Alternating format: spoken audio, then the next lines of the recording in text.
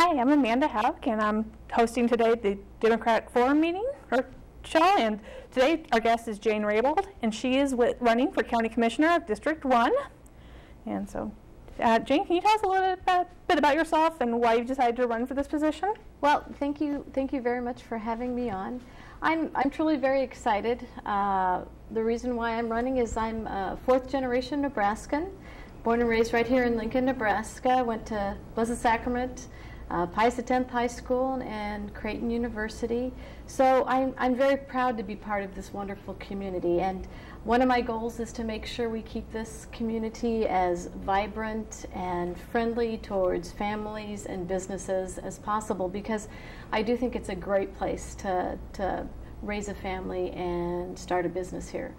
So those are my goals, to make sure that we keep it as economically viable as possible. Well, that's really good. And I'm a lifelong Nebraskan also, so it's pretty good. And then I'm not sure how many people know about this, but what exactly does this job entail with the county and the impact on Lincoln also? Sure. Lancaster County Commissioners are, I think, pretty important people. So if you own a house, or if you pay property taxes, real estate taxes, you should really be concerned about what your county commissioners are doing. A county commissioner is really in charge of the funds that the county secures, and the largest source of their funding is from real estate taxes. And the county then disperses those funds to, the majority of the funds go to the public school system. It also transfers those funds to the city of Lincoln, the county, and other smaller jurisdictions like Waverly, Hallam, etc. But in addition to that, they oversee the different agencies and they manage the assets of the county. So some of the different agencies that the county commissioners would be responsible for would be Lancaster County Public Health. They would be responsible for the jail. They would make sure that those agencies are operating as they should be. They look at the funding, and they oversee the budgets for those agencies that they are in charge of.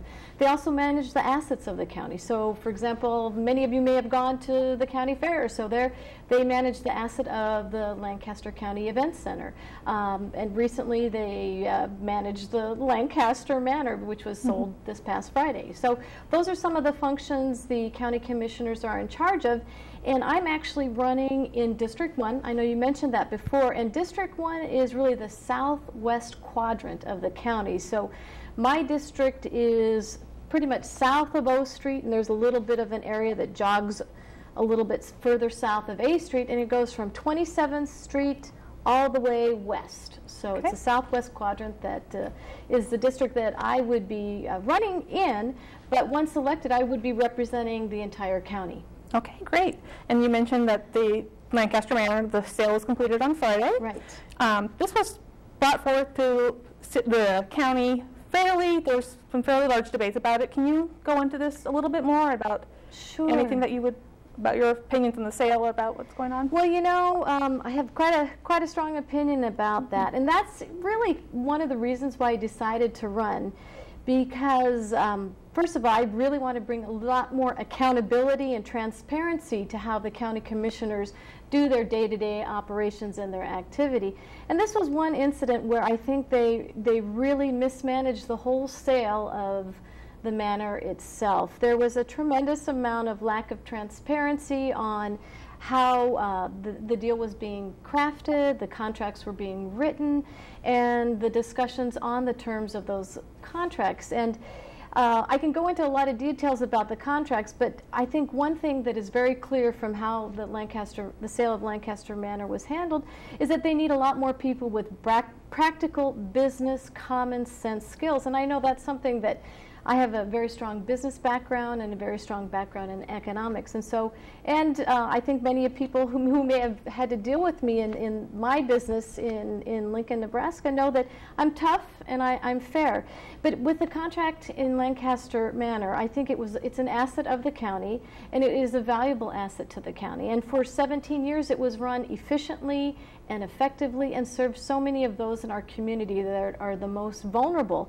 And Larry Van Houck was the administrator until he retired, and then they went through a couple of administrators that were not doing their job as efficiently and effectively as they could and should be doing it. And the manor had some issues of financial disarray. They were not filing timely for Medicaid and Medicare reimbursements, and everyone knows this. If you don't have any revenue coming in, you will eventually get into trouble. And that's certainly what happened to Lancaster Manor. Would I have sold the asset? No, because it serves so many of the vulnerable people in our community. And what they clearly should have done is been more proactive and aggressive in trying to hire another competent and capable administrator. And I think now with Hunter Management in place, that concerns me a tremendous amount. Hunter Management is a company that's from outside the state of Nebraska. It has a history of abuse, neglect, medical malpractice, personal injury cases, and bankruptcy in several of their other facilities across the Midwest. The state of Indiana had to close North Lake recently in June. The state of Illinois had to cancel Somerset, or to close Somerset Nursing Facility. And Hunter Management has a terrible track record, basically, of their care to some of the people in our community that really need a lot of people to be their spokesperson for. So I was very troubled by selling it to an entity that's out of the state of Nebraska and has a terrible track record. Now, if we could go into the contract real briefly, the contract that they negotiated, really they gave $1.45 million to Hunter Management because of some of the operational deficiencies that were going on with the Lancaster Manor facility. And then they also gave them another $1 million for capital improvements that they could use over the next 5 years once they close on the sale. So really, in my mind, accountability, that is $2.45 million of taxpayer money that they just handed to Hunter Management. And a company that doesn't have a very sound track record. So that concerns me about accountability right there. Some of the decisions that the commissioners made, they did it behind closed doors in executive session.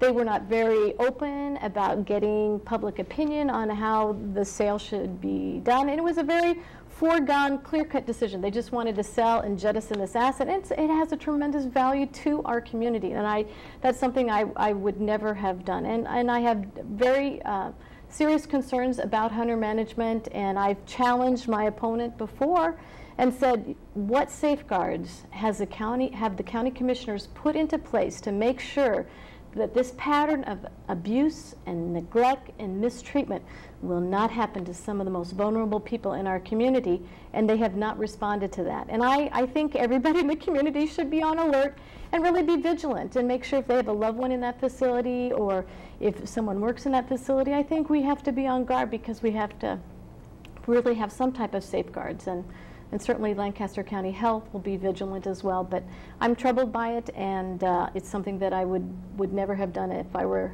a county commissioner. So hopefully going forward we can make the best of the situation. The sad thing is, even with the sale of Lancaster Manor, really the county is only going to pretty much get $2 million out of the $9.45 million.